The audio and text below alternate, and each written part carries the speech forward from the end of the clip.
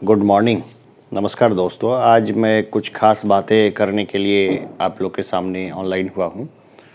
आज मैं कुछ बातें बताऊँगा, कुछ बहुत ख़ास बातें हैं।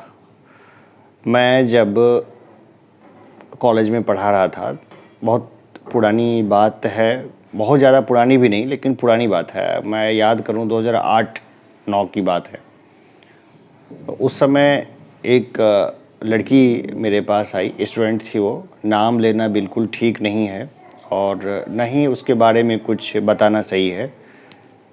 वो मेरे पास आई और उसने मुझे बताया कि वो ट्रू लव में थी, किसी सच्चे प्रेम में थी और वहाँ अब उसका ब्रेकअप हो गया। मतलब जिसके साथ प्रेम में थी उसने उसको छोड़ दिया है, ब्रेकअप हो गया, छोड़ दिया, जो भी घटना हुई। लेकिन अब उसके छोड़ देने के बाद उसके जीने की इच्छा ख़त्म हो गई और वो खुद को मारना चाह रही है, यानी कि वो अब जीना नहीं चाह रही।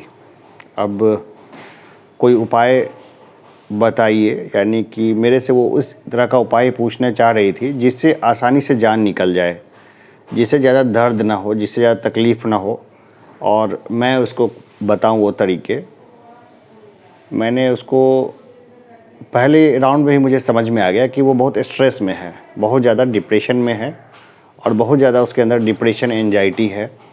मैंने उसको समझाया कि देखो, तुम जो ये चीज़ें बोल रही हो इसका मुझे बिल्कुल नहीं पता, क्योंकि मैंने कभी जान देने की कोशिश नहीं की, न ही मैं इसके बारे में जानता हूँ। वैसे ये बात गलत है, कभी न कभी कोई न कोई जान देने की कोशिश ज़रूर करता है, मैंने भी बहुत पहले की थी।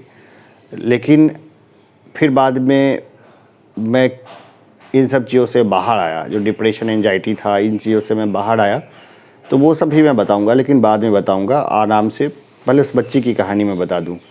तो वो बच्ची जो थी वो काफ़ी ज़्यादा परेशान थी, हद से ज़्यादा। उसको लग रहा कि दुनिया ख़त्म हो गया है और अब दुनिया में, लाइफ में उसके लिए कुछ नहीं बचा है। उसने बहुत भरोसा करके मुझसे ये बात कही थी। अब मेरे पास भी ये दुविधा थी, क्योंकि अगर वो हॉस्टल जाके कुछ कर लेती, कोई कांड, और फिर इसके बाद मुझे मालूम होता तो मुझे काफ़ी तकलीफ़ होती। और दूसरा चीज़ ये था कि अगर मैं किसी और को इन्फॉर्म करूं और उस आदमी ने, उस व्यक्ति ने, उस संबंधित जो भी महिला या पुरुष टीचर ने और लोगों तक ये बात फैला दी, तो उस बच्ची के लिए भी ये बहुत बुरा होता। तो उस समय मेरे ऊपर भी काफ़ी बर्डन था, लेकिन मैंने उसको बातों में उलझाया और मैंने उसको अपना मोबाइल नंबर दिया। बोला कि कभी भी ज़्यादा परेशानी फ़ील करना ना तो मेरे से बात कर लेना, मेरे से फ़ोन करके। तो उसने मेरा नंबर लिया, नंबर लेके चली गई।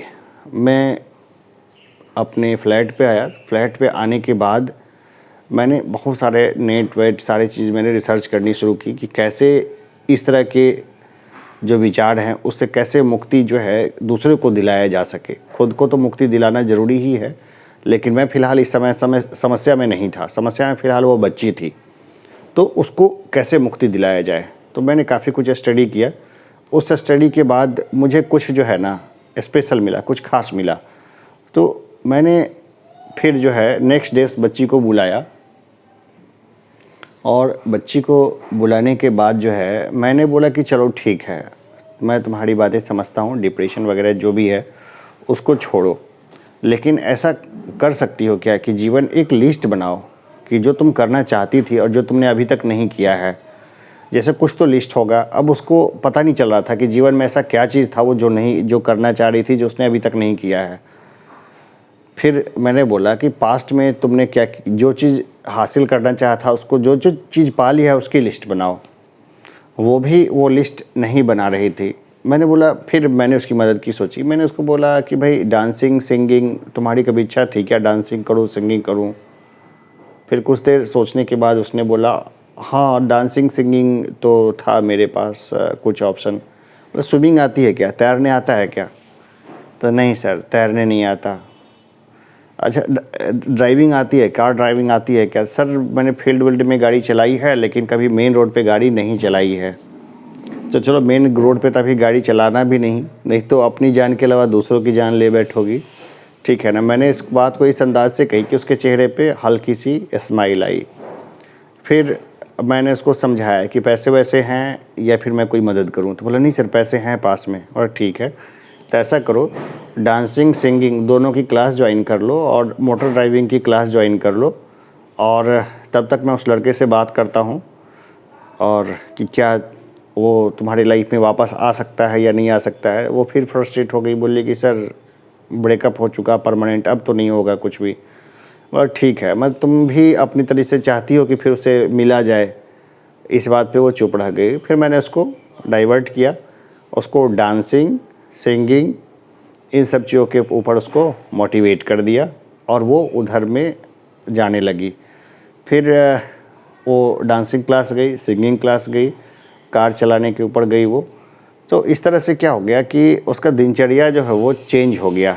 तो कभी भी ब्रेकअप हो तो बस आपको करना क्या है, दिनचर्या को चेंज कर देना है, रूटीन को ही चेंज कर दिए, पलट दीजिए रूटीन को, ठीक है ना। कभी भी अगर किसी को भी ब्रेकअप से अगर बचना हो तो क्या करें कि रूटीन को टोटली शिफ्ट कर दीजिए। जो काम रोज़ करते हैं उसके अलावा दूसरी चीज़ करने लगिए। जैसे कि सुबह सुबह अगर नहीं उठते हैं तो उठने लग जाइए, खूब एक्सरसाइज करिए, घूमने जाइए, नए दोस्तों से मिलिए, जो चीज़ आपके मन में आए, जैसे जो चीज़ नहीं कर पाए हैं वो सब करना शुरू कर दीजिए। तो उस बच्ची ने वो करना शुरू कर दिया। 1 वीक, 1 सप्ताह लगा। 1 सप्ताह के बाद जो है वो इन सब चीज़ों से उबर गई थी, इन सब चीज़ों से। अब उसके पास जो था ना, खुश रहने का बहुत वजह था।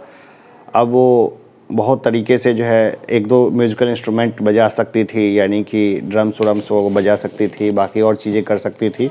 और एक कंसर्ट में उसने बड़ा खूबसूरत ड्रम भी बजाया था। उस समय मैं वहीं पर मौजूद था और मुझे बहुत अच्छा लगा। उसने मेरा नाम लेके भी बोला था कि सर के प्रेरणा से आज मैं ड्रम बजा रही हूँ, जबकि मैंने तो बहुत छोटी सी मदद की थी उसकी। लेकिन वो बहुत अच्छा फिर अपने लाइफ में गई, उसकी शादी हो गई, अब उसकी खुद की बच्ची है और वो अच्छी लाइफ जी रही है। अच्छी लाइफ जी रही है, ये बहुत आराम से मालूम पड़ जाता है, क्योंकि आजकल फेसबुक का ज़माना है। तो फेसबुक के ज़माने में मैं सबको देखता रहता हूँ। लगभग 3500-4000 लोग मेरे से जुड़ चुके हैं, फेसबुक पे जुड़े हुए हैं। तो मैं सबकी दिनचर्या को मैं देखता रहता हूँ। यहाँ पर तो एक घटना थी जिसमें कि मैंने उसकी मदद की थी, और इस तरह की और बहुत सारी घटनाएँ हुई। मतलब बहुत सारी घटनाएँ मैंने देखी है जिसमें कि लोग बहुत सारी बातों में बहुत सारे फ्रस्ट्रेट हो गए थे, बहुत परेशान हो गए थे। जैसे कि एक मेरा और साथी था, नाम नहीं लूँगा, अगर वो वीडियो को देखेगा तो उसको मालूम पड़ जाएगा, इसलिए इसमें थंबनेल मैं इस तरह का लगाऊंगा ही नहीं कि वो देखे, वो यहीं तक वो बात रह जाए, इसलिए लगाऊंगा। तो मेरा एक साथी था, वो साथी जो था ना, एकेडमिक्स उसका ठीक ठाक था, लेकिन वो प्रॉपर वे में पढ़ नहीं रहा था। प्रॉपर वे में नहीं पढ़ने से उसके काफ़ी ज़्यादा उसको तकलीफ़ थी, पेपर रुक जा रहे थे और भी बहुत सारी चीज़ें थी। फिर उसने क्या किया, जो एक दिन बहुत ज़्यादा ब्लैक भी था, काला बहुत था वो। तो काला बहुत रहने के कारण लोग उसको चिढ़ाते भी बहुत थे। ये गलत है, नहीं चिढ़ाना चाहिए। लोगों का रूप रंग ये सब कोई चीज़ मायने नहीं रखता। इंसान की कद्र होनी चाहिए, इंसान की वैल्यू होनी चाहिए। क्या फ़र्क पड़ता है, कोई ठिगना हो, कोई नाटा हो, कोई लंबा हो, या किसी भी रंग का हो, या किसी भी जाति या धर्म का हो, उससे कोई फ़र्क नहीं पड़ता है। दरअसल सिर्फ बेवकूफ़ लोग जो है ना, वो सिर्फ बेवकूफ़ लोग ही जो हैं वो फ़र्क करते हैं। अन्यथा समझदार लोग जानते हैं कि हर आदमी की अलग क्वालिटी होती है और उस क्वालिटी से कभी भी किसी को भी फ़ायदा हो सकता है, और हर तरह के लोग होने चाहिए सर्किल में, ठीक है। किसी से कोई फ़र्क ही नहीं पड़ता इन सब चीज़ों को। लेकिन उस समय जब हमारी एज कम थी तो हम इन बातों को नहीं समझ पाते थे, हमारे पास भी ज़्यादा अक्ल नहीं था। आज मैं जितना मैच्योर हूँ उतना मैच्योर थोड़ी हमेशा से था, वो तो समय के साथ मैच्योरिटी आती है। तो हमने देखा कि एक बार मैं उसके रूम में गया तो उसने अपनी नसें वगैरह काट रखी थी और वो काफ़ी ज़्यादा दुखी था, लेकिन चाहता था कोई उसको नोटिस करे, कोई उसको बचा ले। संयोग से मैं वहाँ पर था और मैंने फिर उसको बचाया था, उसको पट्टी वट्टी करके उसको बचाया था। फिर मैं उसका दोस्त बन गया। उसके क्या था ना कि एक तो बहुत ज़्यादा ब्लैक था, लंबा था और पतला दुबला बहुत था, सारे दांत उसके सफ़ेद थे, और सारी पढ़ाई उसने जो है ना, जो भी पढ़ाई की थी उसने ओपन स्कूल से की थी। 10th 12th ओपन स्कूल से की थी। स्कूल गया नहीं, लोगों के बीच में मिक्स नहीं हुआ। सब लोग उसको बोलते थे नाइजीरियन, कोई उसको बोलते थे साउथ अफ्रीकन। तो इस तरह से धीरे धीरे धीरे करके उसको ये बात उसके दिमाग चढ़ गई। हॉस्टल में था तो काफ़ी दुखी रहता था वो, काफ़ी ज़्यादा, कि लोग उसके दोस्त नहीं बनते, कुछ नहीं। मैं उसका दोस्त बन गया था फिर बाद में, और भी उसके दोस्त हुए बाद में, लेकिन उस समय तो नहीं था। तो फिर इसके बाद वो दौर भी बीता और वो अच्छा है, अभी बढ़िया है। और उसकी जो वाइफ है ना वो बहुत सुंदर है। अब उसकी शादी हो गई है, उसकी वाइफ एकदम गोरी चिट्टी खूब बढ़िया है। उसका भी एक बच्चा है। और अभी वो जो है ना ज़्यादा फेसबुक पे या और जगह पे एक्टिव नहीं है, अपने अपनी फ़ोटो वोटो नहीं डालता, क्योंकि मुझे मालूम है कि वो जो है ना अभी एक कंट्री है, अफ्रीकन कंट्री है, वहाँ पर साउथ अफ्रीका में कहीं पर एक जगह है, वहाँ पर वो एक सॉफ्टवेयर प्रोजेक्ट में वहाँ पर बहुत दिनों से है, 10-12 साल से है। इसलिए उसने अपना नहीं डाला है, क्योंकि फिर सोचेगा कि फिर हमारे बैचमेट्स चिढ़ाएंगे कि अफ्रीका चला गया, तो इसलिए उसने ज़्यादा कुछ वहाँ पे डाला हुआ नहीं है। तो ये सब चीज़ें कॉमन है। देखिए लाइफ है ना, लाइफ में डेली बेसिस पे बहुत सारी चुनौतियाँ आती रहती है, आती रहेंगी। लाइफ जो है वो हमेशा नया आपको प्लॉट देगी, हमेशा नया प्लॉट देगी। जब तक उसके किसी सवाल का आप जवाब तैयार करेंगे तब तक लाइफ उस सवाल ही बदल देगी। ये जीवन है, इस जीवन का यही रूप रंग है। देखिए एक चीज़ और मैं बताता हूँ, मरना सभी को है। इस जीवन से कोई भी जिंदा नहीं जाता है कहीं पे, जो भी कहीं गया ना मर के ही गया। तो मरना हर किसी को है, और हर किसी को मरना है, तो इसमें जल्दबाजी कैसी भाई? मरने के बाद तो क्या होता है वो किसने देखा है? हो सकता है पुनर्जन्म हो जाए तो तोता बन जाइए आप, मिट्ठू तोता। हो सकता है कि हाथी बन जाइए, है ना, अगर पुनर्जन्म में विश्वास रखते हैं तो।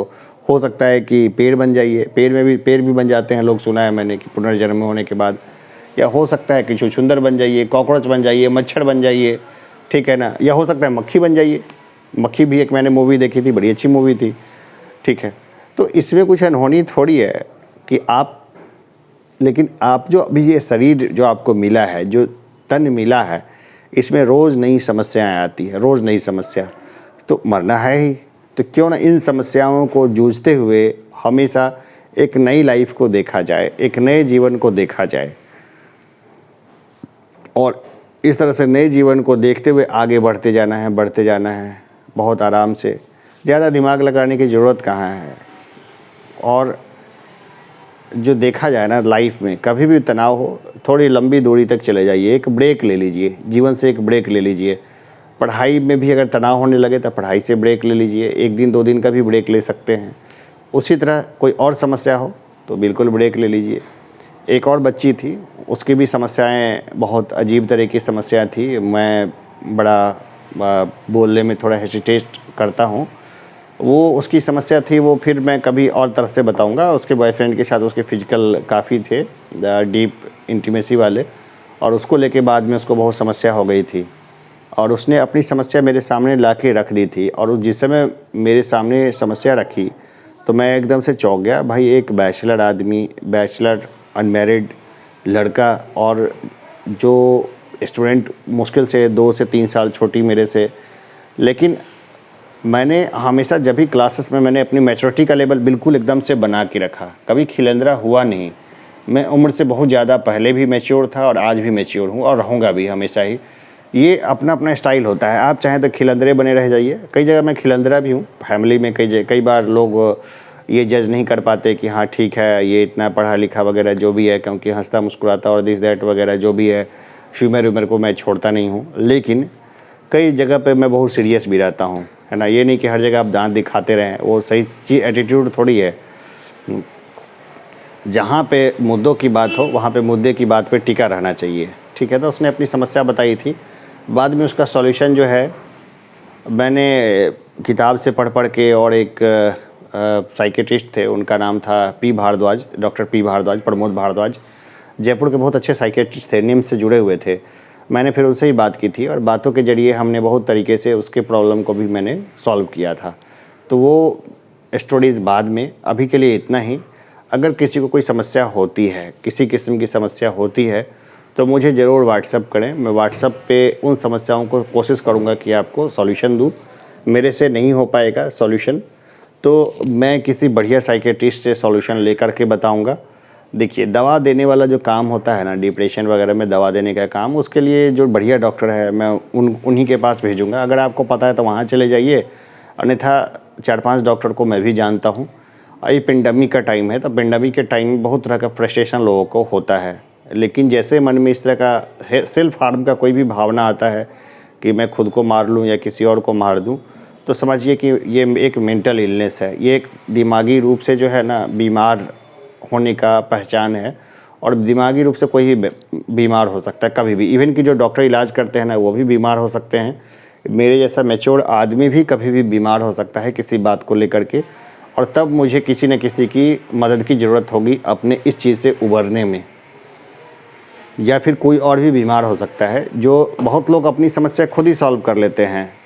जैसे मैं अगर मानसिक रूप से बीमार हो जाऊं कभी भी क्षणिक रूप से कुछ समय के लिए या परमानेंट, तो मैं खुद भी कोशिश करके उससे उबर सकता हूं। या मुझे ज़्यादा दिक्कत होगी तो मुझे ज़रूरत होगी तो मैं किसी डॉक्टर के पास जाऊंगा और वहां से मैं उबरूँगा।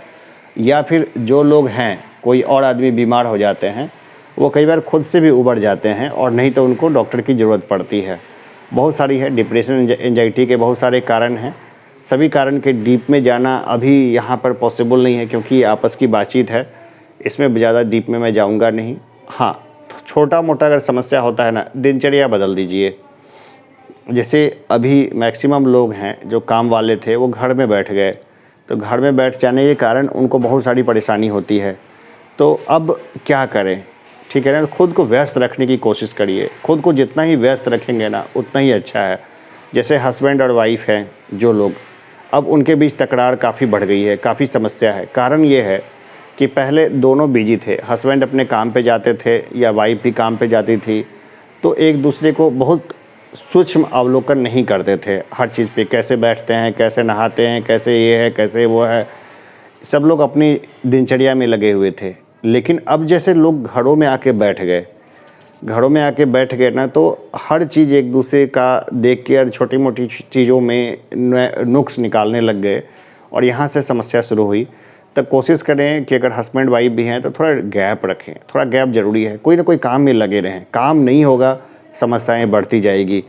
काम कैसे भी हो, स्टूडेंट है तो उसके लिए तो काम की कमी नहीं है, उसको तो जितना समय हो सके स्टडी में लगाना चाहिए और खूब लगाना चाहिए। जैसे देखिए ये लॉकडाउन है ना, लंबा लॉकडाउन, मैं ही खाली बैठ गया, मेरे पास ही काम नहीं बचा कोई, ठीक है।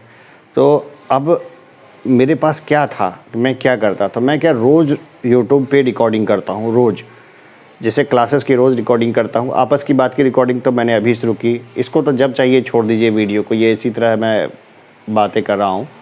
तो मैं रोज़ रिकॉर्डिंग करता हूँ और उस रिकॉर्डिंग करने के लिए मुझे खूब स्टडी करना पड़ता है, खूब गूगल बाबा के अंदर घुसना पड़ता है, खूब सारी किताबों को पढ़ना पड़ता है, खूब सारा चीज़ मेहनत करना पड़ता है उसके लिए, और मैं करता भी हूँ।